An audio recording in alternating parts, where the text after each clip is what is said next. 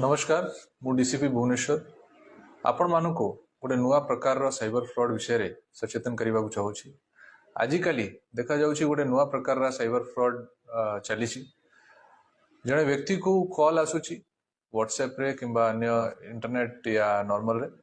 ताकू कहा जाउछि कि आपणकर गोटे पार्सल आसी जहाँ भितर कि ड्रग्स अच्छी किंबा एमती किसी इलीगल जिनस अच्छी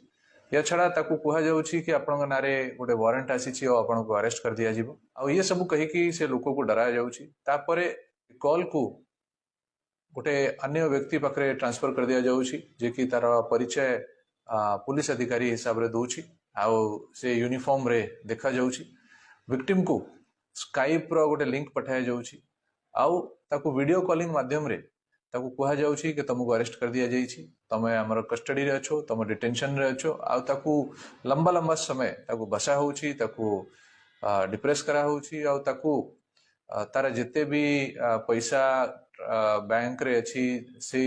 एफडी अछि सब विषय रे ताठू इन्फॉर्मेशन निया जाउछि देखा जाइछि कि ये प्रकार रो जो डिजिटल अरेस्ट अछि ये डिजिटल अरेस्ट बेले बेले 2-3 दिन पर्यंत भी कंटिन्यू करूछि आउ टोटली विक्टिम को ये माने ब्रेन वॉश करूछंती